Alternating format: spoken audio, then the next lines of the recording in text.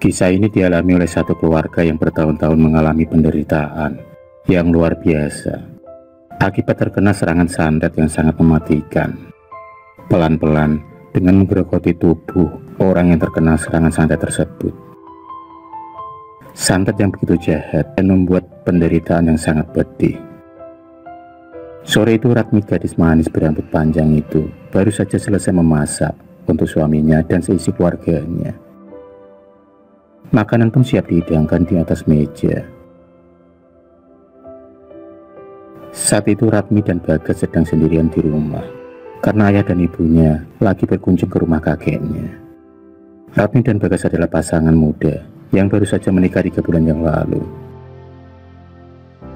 Masih pengantin baru, masa dimana mereka lagi bahagia bersama. Apa-apa selalu mereka kerjakan bersama. Hari-hari yang begitu bahagia yang dirasakan oleh mereka berdua kala itu, sebelum kejadian yang memilukan dan mengenaskan terjadi. Kejadian yang dialami oleh seluruh keluarga Ratmi.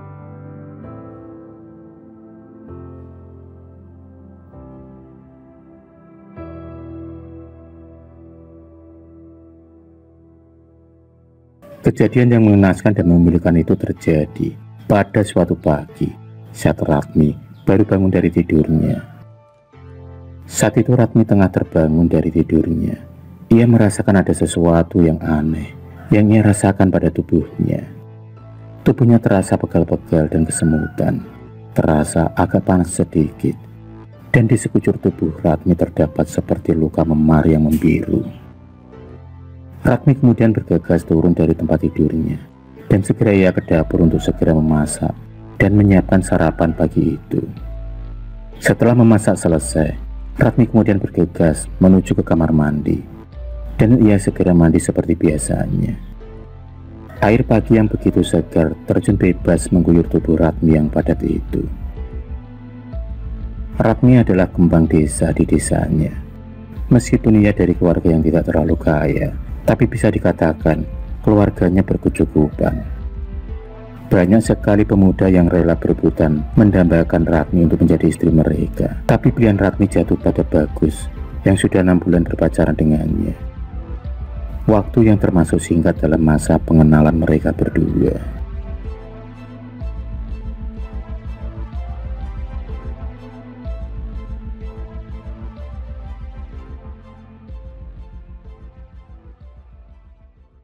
Waktu pun terus berjalan dan berlalu. Hari demi hari, Ratmi mulai mengalami sakit yang terasa gatal di tubuhnya. Tubuhnya kini terasa gatal dan memar-memar. Sedikit demi sedikit, terdapat luka yang mengeluarkan nanah dan tercium bau busuk pada luka tersebut. Semakin hari luka tersebut semakin bertambah di sekujur tubuh Ratmi. Sudah beberapa kali Ratmi dibawa ke pengobatan medis maupun non-medis, namun masih saja tidak kunjung sembuh. Malah kini ayah dan ibu Ratmi juga mengalami sakit yang sama. Hingga ayahnya juga tak bisa berjalan, malah berbaring di tempat tidur. Beruntung, ibu Ratmi, Bu Narsih, biarpun sakit tapi masih bisa beraktivitas seperti biasanya. Bu Ratmi selalu menyiapkan makan dan segalanya untuk Ratmi dan ayah dan suaminya. Bagus sendiri malah meninggalkan Ratmi di saat Ratmi tengah menderita. Bagus tak kuat bersama Ratmi, apalagi kini tubuh Ratmi seperti mayat saja yang selalu mengeluarkan bau bangkai. Di setiap saat luka-luka Ratmi mulai mengeluarkan nanah, belatung dan bau bangkai yang tak sedap. Bau tersebut sangat menusuk hidung. Siapa saja yang berdekatan dengannya pasti akan mencium bau yang tak sedap tersebut. Bau yang membuat mual dan ingin muntah.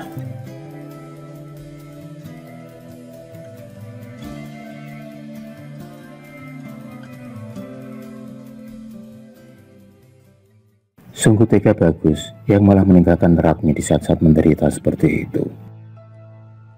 Ratmi pun hanya bisa menangis dan meratapi hidupnya kini. Linangan air matanya selalu jatuh bercucuran di pipinya. Dalam hati, Ratmi pun berharap agar penyakitnya segera sembuh. Tak lupa dia selalu berdoa tanpa henti. Sungguh, cobaan yang sangat berat dalam hidupnya kini. Bu Narsi sendiri tak patah semangat untuk mencari dan bertanya-tanya dengan pengobatan apa saja supaya penyakit yang mereka derita kini cepat sembuh.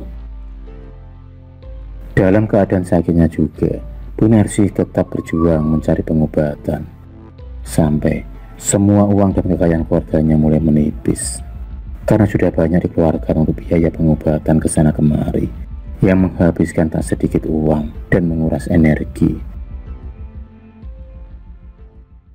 Di tempat lain tampak seorang pemuda setengah tua dan berkumis, tertawa kegirangan dan bahagia. Dialah Wanto, laki-laki dahulu yang pernah melamar Ratmi, namun ditolak oleh keluarga Ratmi. Entah apa yang dipikirkannya dalam hati, dia tampak bahagia. Dia sendiri juga tahu keadaan keluarga Ratmi yang sekarang. Dia tahu kalau mereka tengah mengalami penderitaan yang luar biasa berat dan sakitnya.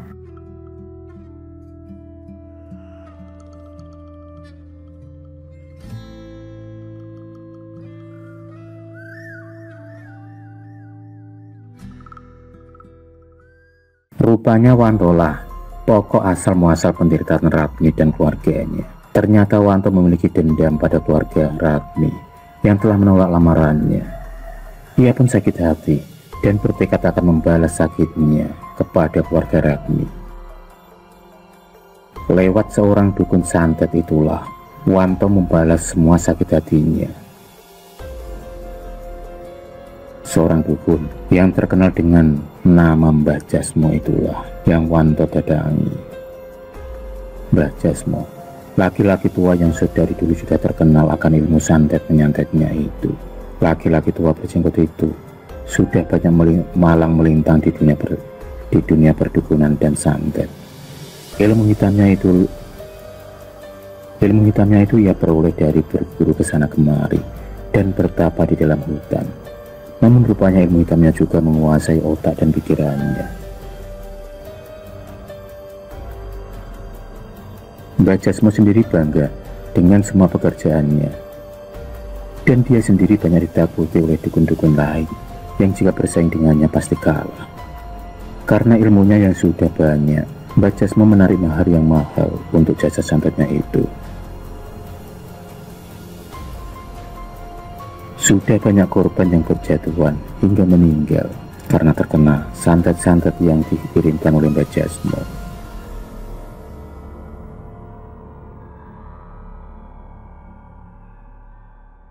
Ilmu santet yang dipelajarinya rata-rata ganas dan kejam.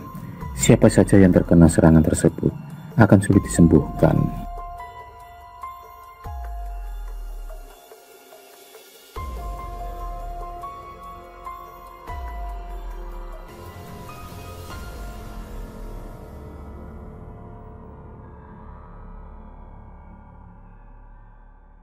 Pada suatu malam, Bu Narsi bermimpi bertemu dengan seorang kakek tua berjubah putih dan bersamanya seorang pemuda yang gagah, ganteng, dan berperawakan tegap. Mimpi yang sama terjadi berulang kali hingga 5 hari. Mimpi masih sama seperti mimpi-mimpi yang terdahulu.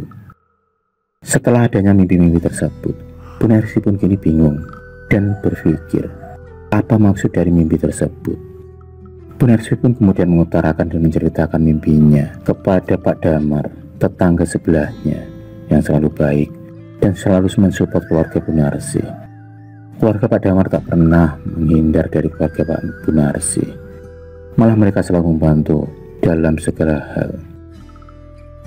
Setelah mendengar cerita dari Bu Narsi, Pak Damar tiba-tiba teringat dengan seorang alim yang dulu dia pernah bertemu saat Pak Damar sedang berkunjung ke rumah kakaknya. Di sana ia pernah bertemu orang alim tersebut saat diajak kakaknya sowan ke rumah orang alim tersebut.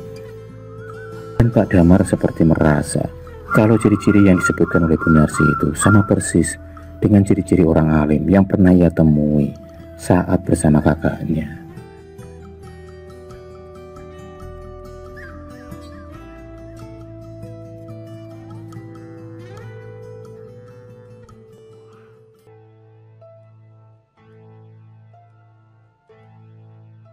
Maka atas saran dari Pak Darman, akhirnya Bu Ningsih membawa suaminya dan Ratmi anaknya untuk berobat menemui orang alim yang Pak Damar katakan. Maka berangkatlah Pak Damar, Bu Ningsih, suaminya dan Ratmi menuju ke kediaman orang alim tersebut. Perjalanan pun ditempuh dengan membawa mobil untuk memudahkan mereka menuju ke kediaman rumah beliau. Perjalanan pun ditempuh melewati beberapa kota. Dengan keyakinan yang kuat, Bu Ningsih dan Pak Damar yakin kalau ini adalah jawaban dari mimpi-mimpinya selama ini untuk mencari kesembuhan. Dan akhirnya sampailah rombongan mereka di tempat tersebut, di sebuah rumah yang lumayan besar. Rumah tersebut berjajar dengan sebuah musola. Alhamdulillah, pucuk dicinta ulang pun tiba. Ternyata mereka berjodoh. Setelah mengetuk pintu, dan setelah pintu terbuka, dilihatlah seorang laki-laki tua yang memang persis seperti apa yang Bu Ningsih mimpikan selama itu. Laki-laki tersebut bernama Abah Hasan. Laki-laki dengan jenggot putih itu tampak berwibawa dan tenang. Beliau kemudian mempersilahkan mereka untuk masuk ke dalam rumahnya dan menuju ke sebuah ruangan yang berkarpetkan hijau. Ruangan yang cukup luas dan terasa sangat sejuk. Abah Hasan sangat ramah dan baik.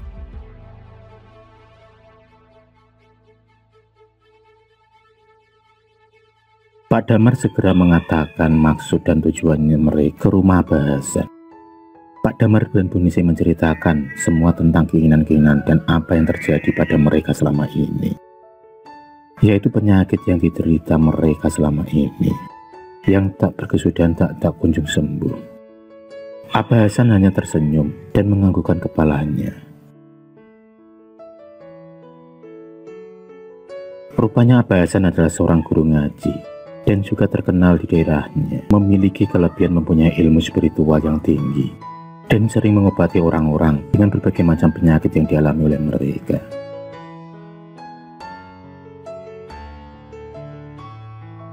Abah Hasan sendiri sudah tahu sedari tadi kalau Bu Ningsih, suaminya, dan Ratmi terkena serangan santet. Abah Hasan kemudian memanggil seorang santrinya, dan datanglah seorang pemuda yang ganteng dan gagah berambut panjang. Abah Hasan kemudian segera memanjatkan doa dan dibantu oleh santrinya itu berusaha untuk mengobati penyakit yang tengah diderita oleh Bu Ningsih, suaminya, dan anak perempuannya itu. Tanpa Abah Hasan memejamkan mata dan terus berdoa, sementara santrinya memberikan ruqyah, mentransfer energi yang diarahkan kepada mereka bertiga.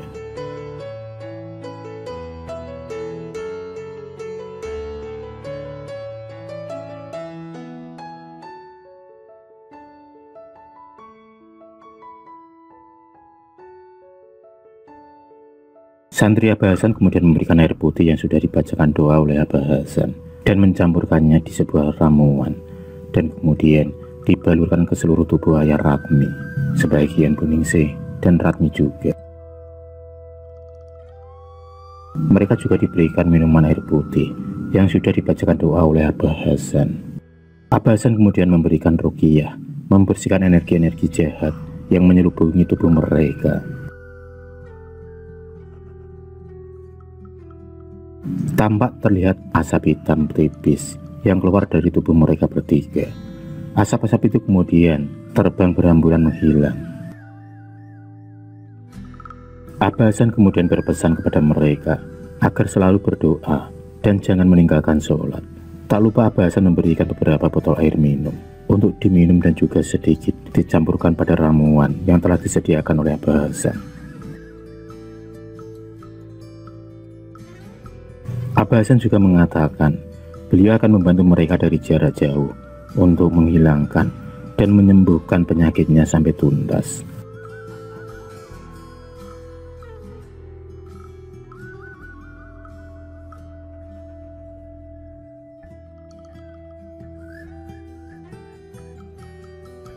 Di sisi lain, di saat Abah Hasan sedang membaca doa, tampak Mbah Jasmo yang sedang duduk bersila di ruangannya tiba-tiba merasakan panas yang luar biasa, dan ia merasakan angin yang dahsyat yang tiba-tiba berhembus seolah menyerang tubuhnya.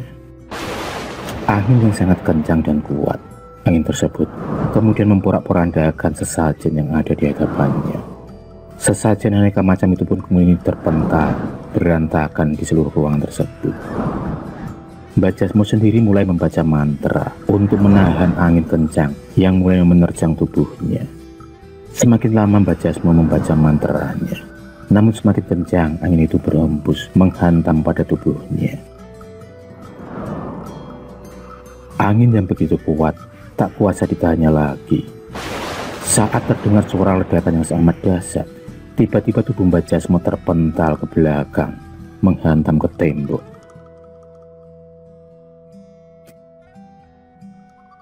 Darah segar keluar menyembur dari mulut Mbak Jasmo. Mbak Jasmo sendiri merasakan tubuhnya yang seperti remuk redam, seperti terhantam hantaman tangan yang sangat besar, menghempaskan tubuhnya. Mbak Jasmo terdiam sejenak.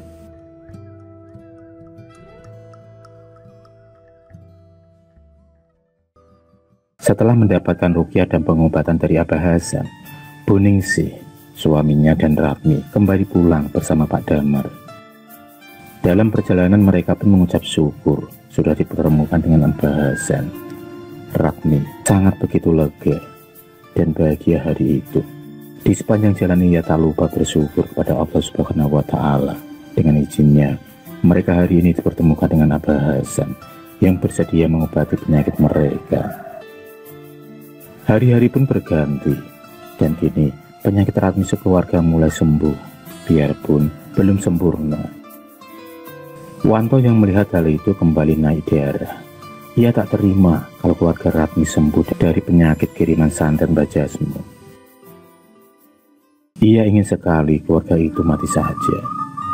Wanto kemudian bergegas menuju ke rumah Mbak Jasmo, dan sesampainya di sana, dia pun disambut oleh Mbak Jasmo. Dia kemudian langsung berada di ruangan Mbak Jasmo. Wanto kemudian meminta kepada Mbak Jasmo untuk mengirimkan santet lagi ke keluarga Ratmi. Dan Mbak Jasmo pun menyetujui keinginan dari Wanto dengan syarat kalau ada apa-apa Wanto harus bersedia menanggung balanya. Wanto sendiri menyetujui hal itu, dan ia harus membayar mahal lagi kepada Mbak Jasmo sebagai upah pengiriman santet lagi.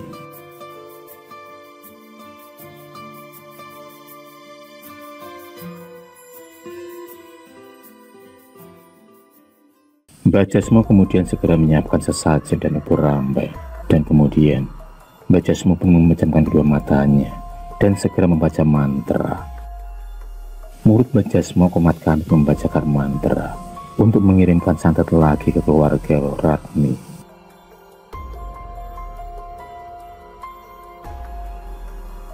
Kini santet yang dikirimkan akan langsung menyasar dan menghantam mereka bertiga. Ternyata Abah Hasan telah membentengi dan memagari Ratmi sekeluarga dengan raja penolak bala untuk menghindari serangan santet lagi dan sebagainya. Serangan santet Mbak Jasmo pun dilancarkan menuju ke rumah Ratmi. Sesampainya di sana, santet kiriman Mbak Jasmo pun terpental dan berbalik arah menuju ke rumah Mbak Jasmo dengan melesat sangat cepat. Tiba-tiba ada angin kencang yang sangat dahsyat masuk ke ruangan Mbak Jasmo.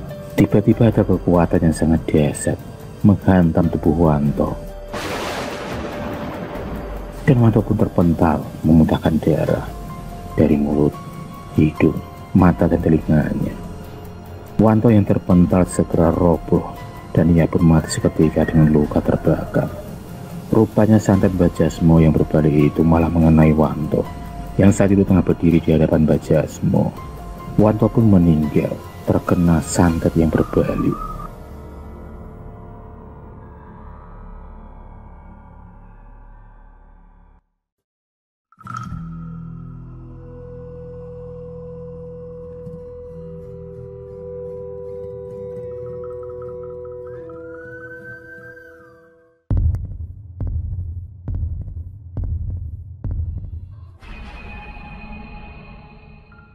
Terima kasih sudah menonton video cerita bergambar ini. Klik subscribe untuk terus mendapatkan video-video cerita bergambar selanjutnya. Semangat berkarya.